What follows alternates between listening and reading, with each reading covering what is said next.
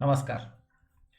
तो bears and bulls में आज हम बात करने वाले हैं बॉन्ड मार्केट के ऊपर। कल का सेशन अपना बहुत माइक्रो हो गया था, म्यूचुअल फंड और ज़ीरो लॉस स्ट्रैटेजी वगैरह। बजट भी अच्छा आया। बजट के बाद से इक्विटी मार्केट एक तरफा ऊपर जा रहा है। तो हम में से जो भी इक्विटी मार्केट में इन्वेस्टेड है वो तो एकदम खुश होंगे और होने भी चाहिए। निफ्टी एक साथ 200 पॉइंट 100 पॉइंट 200, अभी भी हम बात कर रहे हैं तो निफ्टी किधर गया निफ्टी, अगेन एक 100 पॉइंट के आसपास है, ऊपर है। तो इक्विटी मार्केट में तो सेट है। बॉन्ड मार्केट में कुछ हलचल हो रही है और उसके ऊपर हमें ध्यान देना चाहिए। तो बॉन्ड मार्केट में क्या हुआ है और उसको कैसे एनालाइज करेंगे, ये हम आज के बेयर्स एंड बुल्स में देखेंगे। बीच बीच में इक्विटी मार्केट देखते रहेंगे। अच्छा चार्ट बन रहा है इंट्राडे का। मार्केट सपोर्ट ले रहा है 3 मिनट 8 मिनट पे और ऊपर ऊपर जा रहा है। सो लुक्स लाइक कि फॉर द टाइम बिंग ठीक ही ठाक है। बहुत कुछ एकदम गिरेगा ऐसा बहुत ज़्यादा ऐसा लग तो नहीं रहा है। तो आ जाते हैं आरबीआई के वेबसाइट पे। बॉन्ड मार्केट ये अपना स्टैंडर्ड चार्ट है बॉन्ड मार्केट यील्ड्स का। आप आ जाइए बजट वाले दिन पे, 1 फरवरी। ये हमने बहुत बार बात की है कि 1 फरवरी को यील्ड्स कैसे ऊपर चले गए। यानी पहले दिन यील्ड था 5.949 और अगले दिन चले गया 6.0। तो यील्ड्स एकदम से बढ़ गए हैं बॉन्ड मार्केट में, यहाँ पे दिख रहा है वो। और फिर कुछ दिन गए और फिर 1-2 दिन नीचे आए। तो ये कुछ तो भी हुआ। तो ये क्या हुआ, ये क्यों बॉन्ड मार्केट के यील्ड्स ऊपर गए और क्या है ये सब, ये हमें आज का सेशन थोड़ा सा लंबा भी होगा और थोड़ा सा हैवी भी होगा, पर करना पड़ेगा क्योंकि ये एकदम कॉन्टेम्प्ररी और लेटेस्ट इशू है। तो जब चीज़ गर्म होती है तभी वो सीखने में आपको ज़्यादा समझ में आएगा, ज़्यादा ध्यान रहेगा।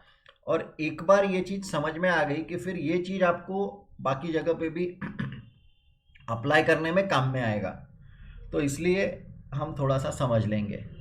अब भारत सरकार ने बोला कि हमको पैसे की आवश्यकता है। बजट में आया था कि इस साल 80,000 करोड़ ज़्यादा और इन बोरो करेंगे, अगले साल 12 लाख करोड़ का बोरोइंग रहेगा। तो भारत सरकार को बोरोइंग चाहिए, बॉन्ड्स चाहिए। बॉन्ड इशू करता है भारत सरकार के लिए आरबीआई। अभी हुआ क्या कि आरबीआई ने, जैसे ये वाला देख लीजिए 3.96 गवर्नमेंट स्टॉक 2022। इसका क्या मतलब है कि 2022 में मैच्योर होने वाला गवर्नमेंट ऑफ इंडिया का बॉन्ड, जो कि इसका कूपन है 3.96%। थोड़ी सी बॉन्ड मार्केट की सीरीज प्लीज़ देख लीजिए, आपको ये और ध्यान में आएगा। एक और बात, क्रेडिट पॉलिसी में रिटेल इन्वेस्टर्स के लिए बॉन्ड मार्केट खोला है। तो वो अपॉर्चुनिटी खुली है लेकिन वो क्या है वही नहीं समझ में आया। तो आप उसका एंजॉय नहीं कर सकेंगे। वो एक एसेट क्लास जो आपके लिए बन रहा है, आप उसका पूरी तरह से लाभ नहीं ले पाएंगे। तो इसलिए वो थोड़ा समझना आवश्यक है। तो 2000 करोड़ रुपए की नोटिफाइड अमाउंट, नोटिफाइड यानी कि हमें 2000 करोड़ रुपए चाहिए, ऐसा आरबीआई ने बोला था। कितने बिड रिसीव हुए? 94 बिड रिसीव हुए, यानी कि बहुत लोग इंटरेस्टेड थे।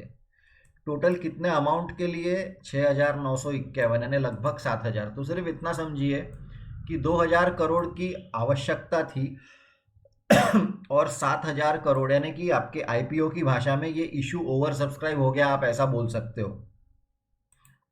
2,000 करोड़ उठाने हैं, 7,000 करोड़ आ गए। लेकिन आगे देखिए, कॉम्पिटिटिव बिड एक्सेप्टेड सिर्फ एक, 1, यानी कि 94 बिड आने के बाद भी एक ही एक्सेप्ट हुई। और अमाउंट कितनी थी? 25 करोड़ की, यानी आपको 2,000 करोड़ चाहिए थे, लोग 7,000 करोड़ देने को तैयार है, पर आपने केवल 25 ही करोड़ एक्सेप्ट किए। ऐसा क्यों? ऐसा यहाँ पे भी यही हुआ है, आप देख लो। 7,000 करोड़ चाहिए थे, 15,000 करोड़ आए, लेकिन एक्सेप्ट केवल 150 करोड़ ही किए, 160 करोड़।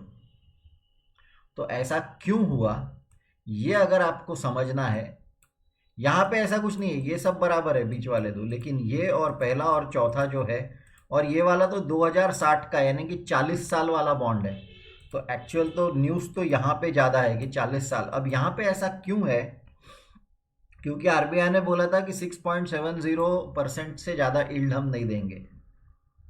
अब यहाँ पे क्योंकि उनको 150 करोड़ मिले, इसलिए उनको बाकी का जो है वो डिवॉल्व करना पड़ा, डिवॉल्वमेंट ऑन प्राइमरी डीलर्स।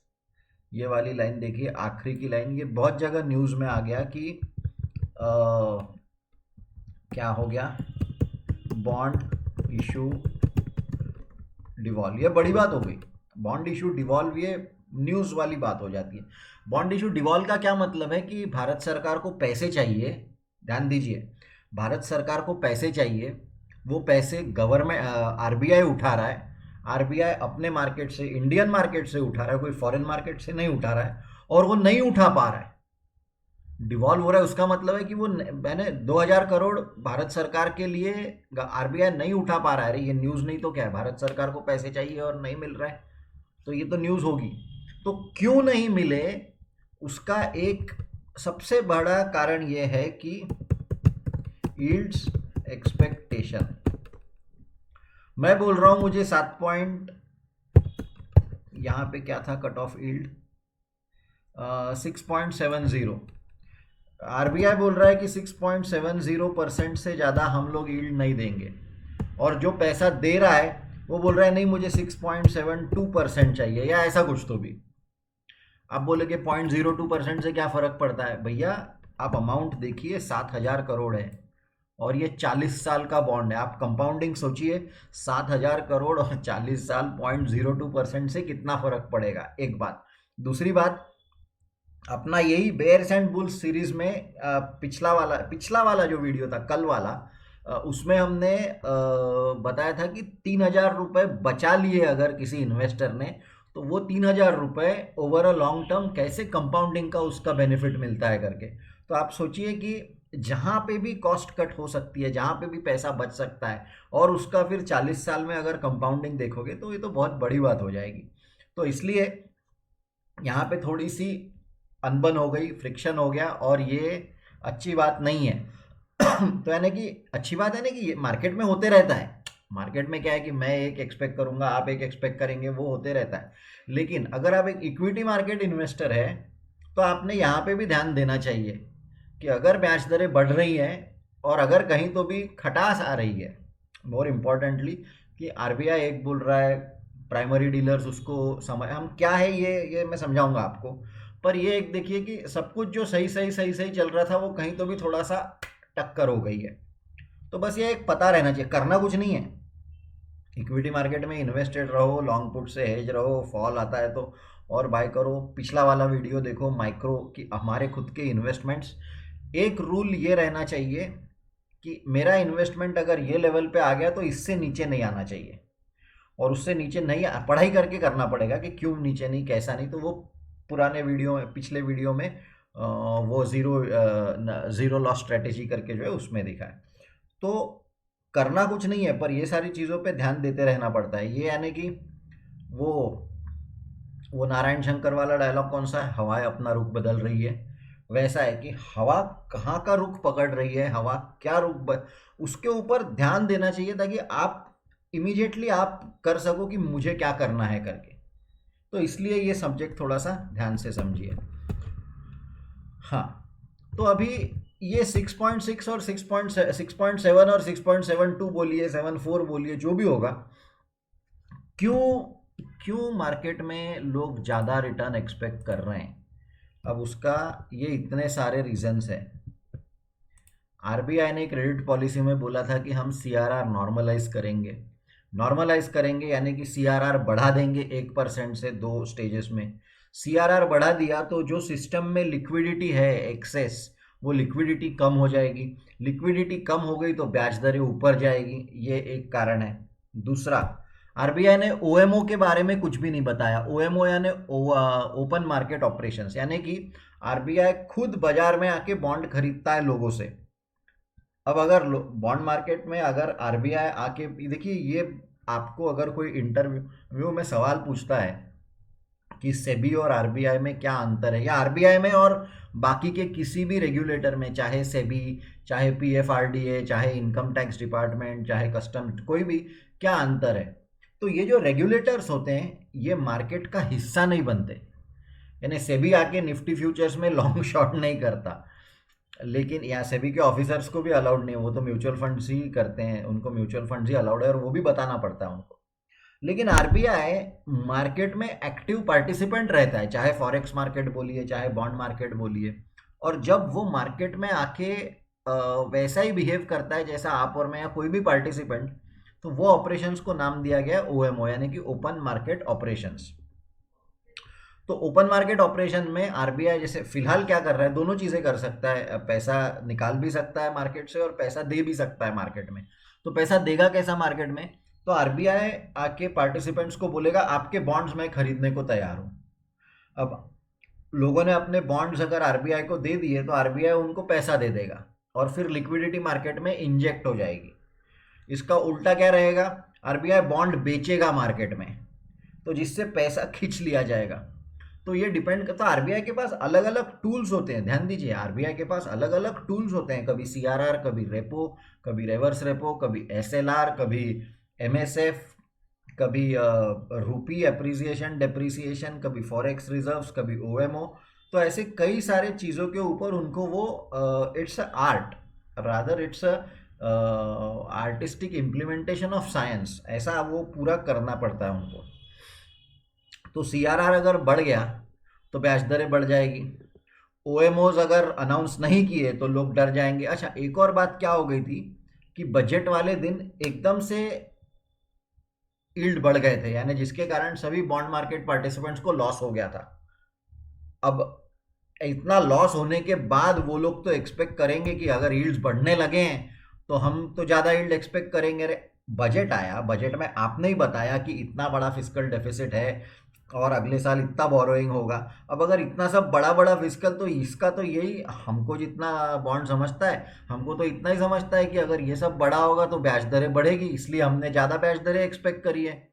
तो मार्केट ने अपने समझ के हिसाब से, मार्केट पार्टिसिपेंट्स ने बोला हम पैसा देने को तैयार है, गवर्नमेंट को देंगे ही बिल्कुल, पर हमें ज़्यादा ब्याज दर चाहिए। आरबीआई बोलता है नहीं, आप ज़्यादा ब्याज दर मांग नहीं सकते। तो ये कहीं तो भी थोड़ी सी अनबन खटास मार्केट का ये चलते रहता है।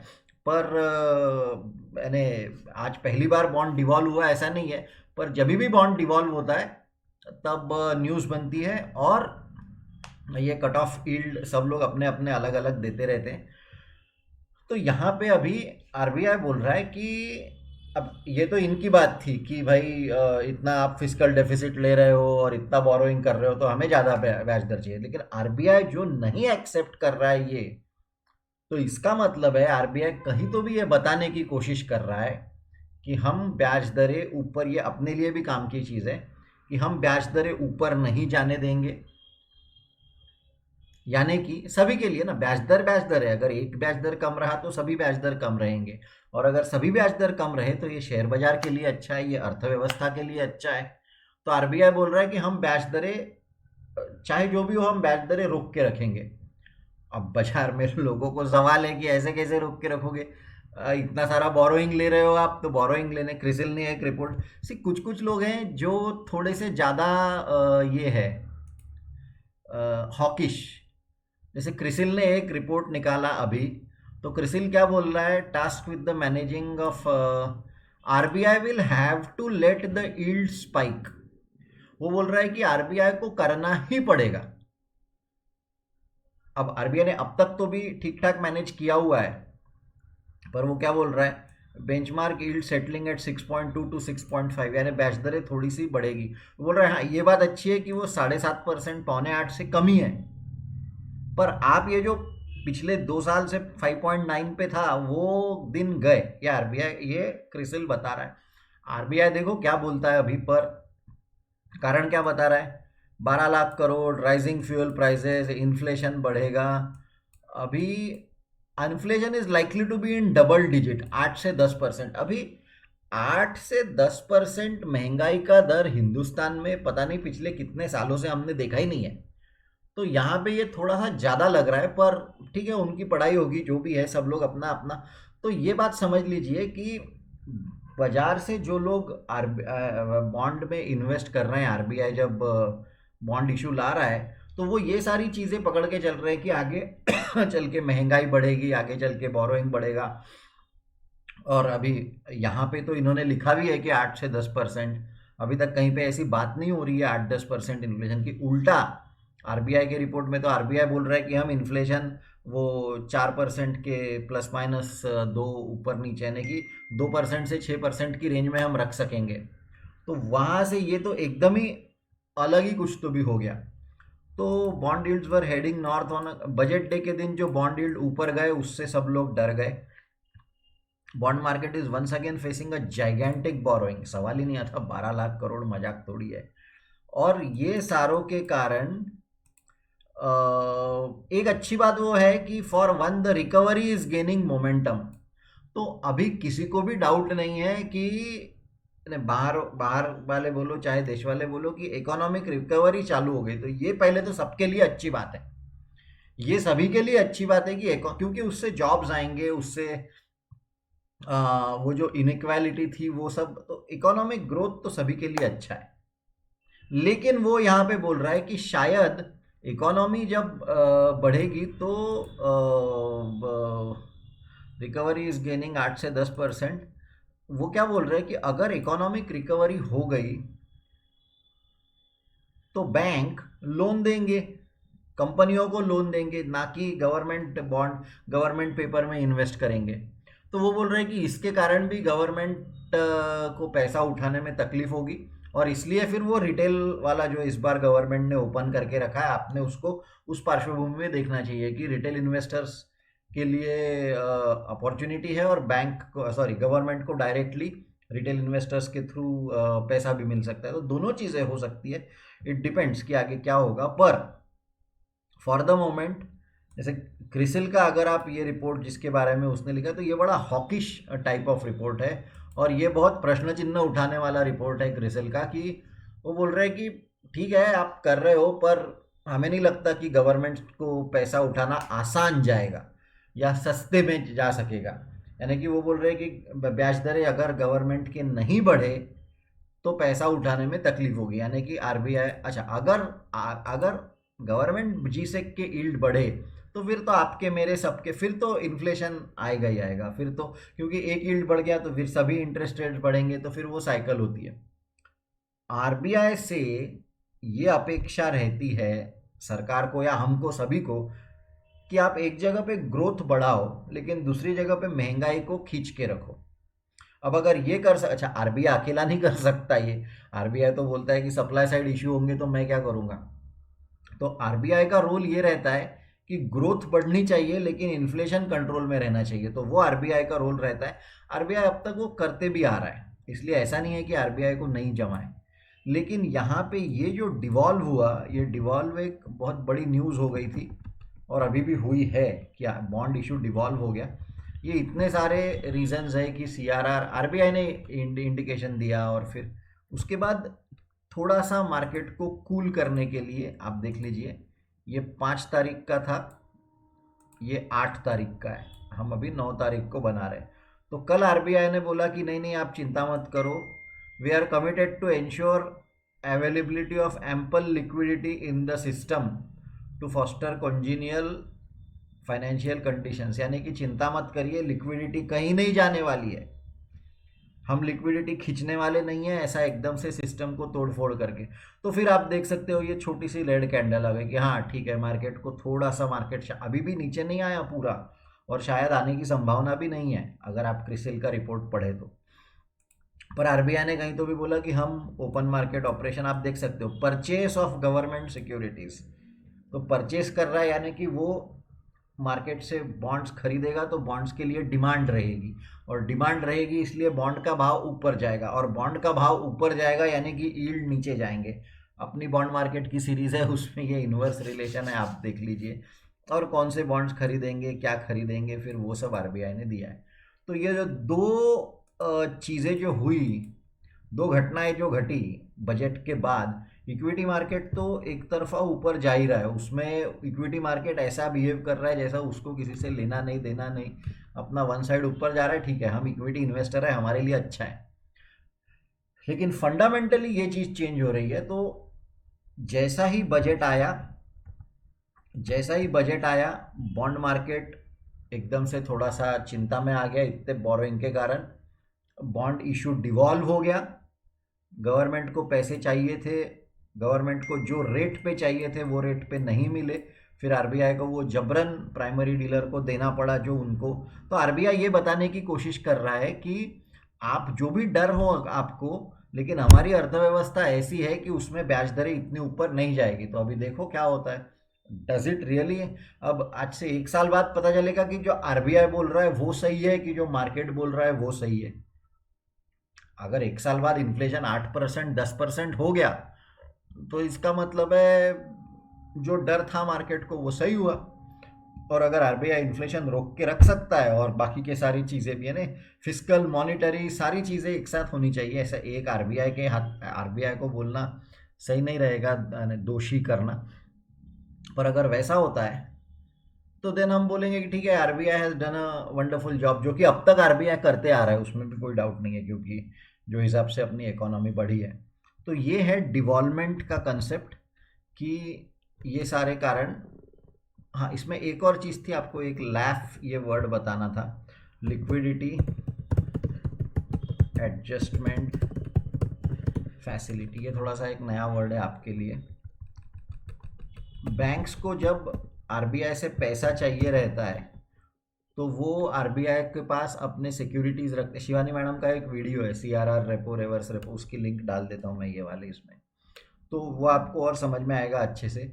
लेकिन बैंक्स बोरो फ्रॉम आरबीआई, तो वो जो रेट पे बोरो करते हैं वो रहेगा रेपो रेट। आपको ये रेपो रेट कहाँ मिलेगा, आप अगर आरबीआई के होम पेज पे चले जाएंगे तो यहाँ पे पॉलिसी रेट्स में आपको दिखेगा रेपो रेट 4%, तो यहाँ पे लिख लो 4%। अभी रिवर्स रेपो का क्या मतलब है, banks deposit with RBI. Bank के पास जो एक्स्ट्रा पैसा है वो आरबीआई के पास डिपॉजिट करते हैं तो वो उनको इंटरेस्ट मिलता है। तो रिवर्स रेपो 3.35%। रिवर्स रेपो ये रेपो से हरदम कम ही रहेगा, और इससे थोड़ा सा ऊपर रहता है एमएसएफ, वो 4.25। तो एमएसएफ का क्या मतलब है, मार्जिनल स्टैंडिंग फैसिलिटी।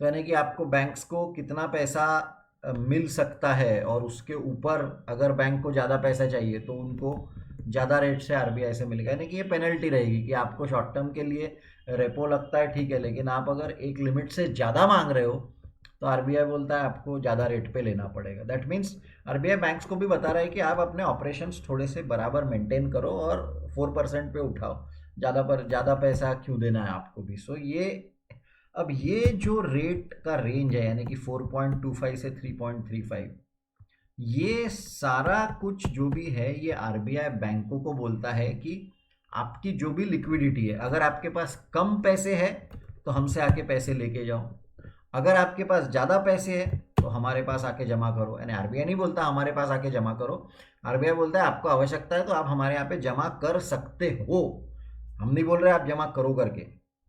और इसलिए ये, क्योंकि ये बैंकों की लिक्विडिटी एडजस्ट करने के लिए सुविधा दी गई है आरबीआई की तरफ से, इसलिए ये पूरे इसको नाम दिया गया है लिक्विडिटी एडजस्टमेंट फैसिलिटी।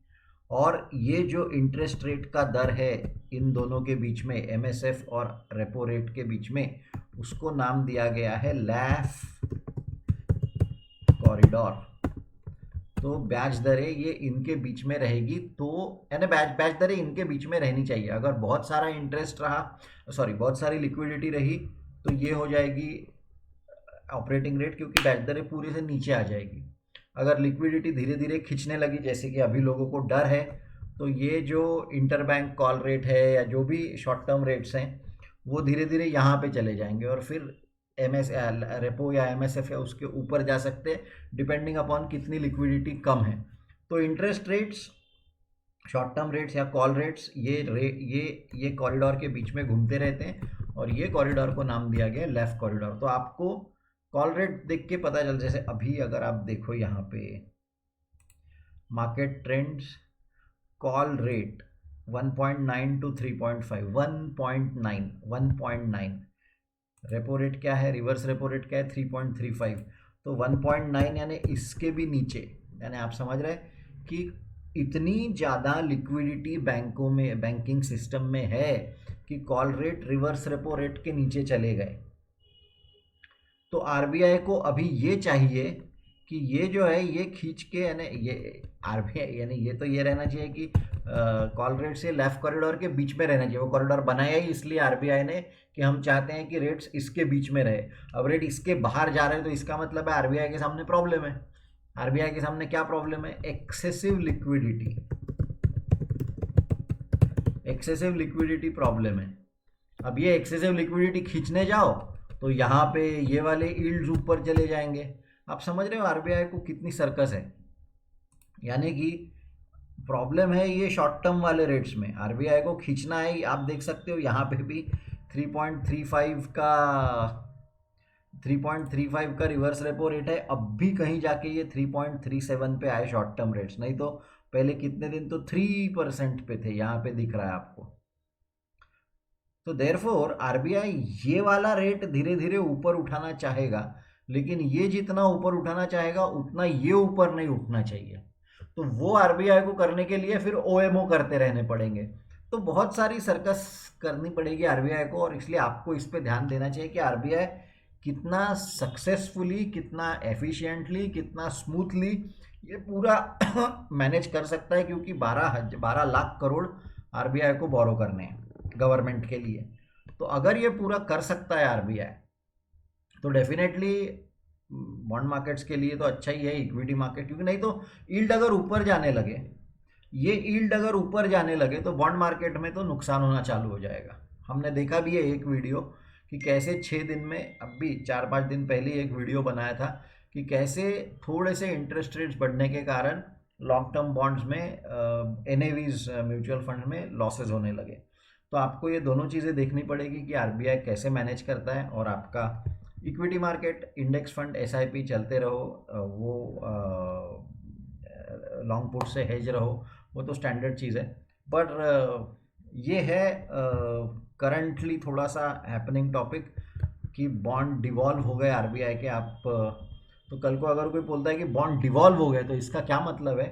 तो इसका ये मतलब है कि एक लाइन में अगर आपको देना है तो आप बोलोगे गवर्नमेंट को पैसे चाहिए, गवर्नमेंट आरबीआई को बोलता है, आरबीआई का सिस्टम लगा हुआ है प्राइमरी डीलर्स का, आरबीआई का सिस्टम लगा हुआ है प्राइमरी डीलर्स का।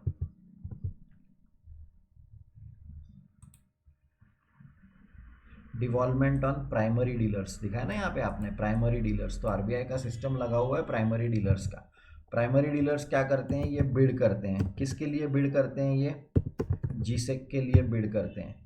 और फिर तो यहाँ से ये लोग, प्राइमरी डीलर्स यानी कौन होते हैं? आप सिंपल पकड़ लो, बैंक्स, लाइफ इंश्योरेंस कंपनीज वगैरह ये होते हैं बड़े बड़े। इंडिया के बॉन्ड मार्केट को होलसेल डेट मार्केट कहते हैं, होलसेल, क्योंकि रिटेल नहीं। अभी तो रिटेल की तो इस पॉलिसी में न्यूज़ आई है, देखो क्या होता है। डेट मार्केट, WDM यानी होलसेल डेट मार्केट। बैंक्स के पास पैसा कहाँ से जाता है? हमारा पैसा रहता है। तो अल्टीमेटली गवर्नमेंट हमसे ही बोरो करती है, या हम ही गवर्नमेंट को फंड करते हैं, पर हम डायरेक्टली नहीं करते, हम ये वाले रूट से करते हैं। चाहे इंश्योरेंस कंपनीज, चाहे म्यूचुअल फंड कर रहे होंगे तो म्यूचुअल फंड, चाहे बैंक्स, तो ये सिस्टम होता है और ये नॉर्मली चलते रहता है। अब ये जो प्राइमरी डीलर्स हैं, इनमें और आरबीआई में जो इंटरेस्ट रेट है वो अगर नहीं बात बनी, ये बोल रहा है, आरबीआई बोल रहा है हम तो X% पे इंटरेस्ट देंगे, और ये बोल रहे हैं नहीं हमें X.1% चाहिए, X.2% चाहिए। तो जब ये हो गया तो तब प्रॉब्लम हो जाता है, क्योंकि आरबीआई तो चाहेगा कि आप भी तो, आप लोन लोगे तो कम ब्याज में लोन लेना चाहोगे ना। तो बस वही है, आरबीआई भी कम ब्याज में ही लोन लेना चाहता है। लेकिन प्राइमरी डीलर बोल रहे नहीं हम पैसे देंगे, पर हाँ हमको ज़्यादा ब्याज दर चाहिए। तो जब ये ऐसी बात हो जाती है तो फिर आरबीआई छड़ी चलाता है। आरबीआई बोलता है नथिंग डूइंग, हम जो बोल रहे हैं वो होगा, आपका ये सब छोड़ो, अल्टीमेटली आपको इस ब्याज पे लेना पड़ेगा। अब बार फिर प्राइमरी डीलर बोलते हैं ठीक है, फिर उनको वो बाकी कंपेंसेशंस वगैरह वो तो सिस्टम का पार्ट है। पर ये होता है डिवॉल्वमेंट। अगर ऐसा नहीं हुआ, दोनों अगर एक साथ ही पहले से ही एक्सपेक्ट कर रहे हैं तो अच्छी बात है, पर अगर नहीं तो फिर आरबीआई डिवॉल्व करता है। आरबीआई जबरन उनको बोलता है कि आपको लेना पड़ेगा, हम जो बोल रहे हैं उस भाव पे लेना पड़ेगा, हम आरबीआई है। तो ये होता है डिवॉल्वमेंट का कंसेप्ट। तो यूजुअली डिवॉल्वमेंट होता नहीं है, कभी कभी होता भी है जब ब्याज दरों में एक्सपेक्टेशंस में मिसमैच होता है। और आज पहली बार हुआ ऐसा नहीं है, आखिरी बार हुआ ऐसा भी नहीं है, पर ये जब होता है तो एक न्यूज़ बनती है और ये उसका पूरा बैकग्राउंड है। आपको शायद कुछ चीज़ें ऊपर से गई होगी या कुछ चीज़ें ऐसी रैंडमली एक स्ट्रक्चर्ड वे में नहीं, बीच में ही एक टॉपिक आ गया, बीच में ही एक टॉपिक आ गया, लेकिन ये ऐसा ही है। आप जितना इसके बारे में पढ़ेंगे सुनेंगे, आरबीआई की वेबसाइट्स, अपनी पूरी बॉन्ड मार्केट की सीरीज़, शिवानी मैडम का वीडियो मैं लिंक डाल देता हूँ, तो ये जब सारी चीज़ें आपको 2 3 4 बार पता चलेगा तब आपको एक लाइन में पता चलेगा। क्योंकि नहीं तो क्या है, यह आपके सामने अगर अगर ये आपके सामने ऐसा किसी ने रख दिया, हमको तो पता ही नहीं है इसको पढ़ना कैसे है, ये तो काला अक्षर भैंस बराबर है अपने लिए। तो इसका मतलब निकालना अगर है कि यील्ड क्या है, प्राइस क्या है, तो अपनी बॉन्ड मार्केट की सीरीज़ है, अपनी बॉन्ड मार्केट की सीरीज़ है यूट्यूब पे, आपको वो देखनी पड़ेगी। किधर गई बॉन्ड मार्केट की सीरीज़? ये है Hindi bond market series, 17 videos हैं। इसमें एक एक चीज़ें बहुत धीरे धीरे करके एक्सप्लेन की है, तो आप ये देखिए, इसमें सब है, क्या है क्या नहीं, bond market, sensitivity, RBI, YTM, सब सब सब सब सब कुछ है। तो ये एक आपके काम में आ सकती है समझने के लिए। और दैट इज़ दैट, अगर अब तक कैपिटल मार्केट मॉड्यूल नहीं किया है तो शैलेश सर से बात कर लीजिए। हर 1 लाख सब्सक्राइबर जब अपने बढ़ते हैं, अपनी सीएमएम की फ़ीस पहले 3,000 रुपये थी, फिर 1 लाख सब्सक्राइबर्स हो गए तो 2900 कर दी, फिर 2 लाख सब्सक्राइबर्स हो गए तो 28 कर दी, अब अगर 3 लाख सब्सक्राइबर्स होंगे तो 2700 करेंगे plus GST of course. So we are constantly reducing our fees as the number of subscribers increases. और उसमें फिर हम कंपनी, स्टॉक स्पेसिफिक सारी चीज़ें, डेरिवेटिव स्ट्रैटेजीज, म्यूचुअल फंड, सब कुछ उसमें बात होती है। बट अगेन दैट इज़ कि मोर फ्रॉम, यानी कि टिप वहाँ पे भी नहीं मिलती। आप ये आओगे कि मैं मेरा स्टॉक पूछूंगा और टिप मिलेगी, मुझे टिप्स नहीं मिलेगी। फंडामेंटल एनालिसिस कैसे करते हैं, पोर्टफोलियो एलोकेशन कैसा रहना चाहिए, डिस्कशन कैसा रहना चाहिए। जैसे कल किसी ने बोला कि मेरा 1 करोड़ का पोर्टफोलियो है लेकिन उसमें 80 लाख कोटक बैंक है। अब ऐसा नहीं होता ना, आपको उसमें से थोड़ा सा करना पड़ेगा। तो फिर वो सी अल्टीमेटली इन्वेस्टर बोलता नहीं मुझे ऐसा ही रखना है, रखो, फिर आप उसको हेज कैसे कर सकते हो। तो ये जो है, यानी कि अल्टीमेटली सीएमएम में भी पढ़ाई होती है। कोई आपको ये नहीं बोलता कि आप ऐसा करो वैसा करो, टिप्स नहीं मिलती। It is education at a practical level, at your micro level. आपका खुद का पोर्टफोलियो, आप उसको खुद को कैसे, आप उससे कैसे बात कर सकते हो, जैसे वो एक कल का जो वीडियो था। तो ये एक बात। दूसरी बात, नीचे डिस्क्रिप्शन में फॉर्म की लिंक दी है बीएससी आईपीएफ की, तो उसमें आप अपने डिटेल्स अवश्य भरिए, हमें डेटा देना पड़ता है बीएससी आईपीएफ को। तो आप ये वीडियोस देख रहे हैं, आप bears and bulls, bears and bulls, bulls and bears नहीं, जानबूझ के बेयर्स एंड बुल्स रखा नाम, क्योंकि बुल्स तो सबको ही अच्छे लगते हैं, बाजार ऊपर जाता है सबको मजा आता है। असली मजा तो तब आता है जब मार्केट नीचे गिरता है और अपने को नुकसान नहीं होता। तो बेयर्स भी बनो, बुल्स भी बनो, be on the right side. इसलिए बेयर्स एंड बुल्स आपको पसंद आ रही है, इसलिए thank you very much. Share academy, thank you very much. Videos देख रहे हैं आप लोग, इसके लिए बहुत बहुत धन्यवाद। नमस्कार।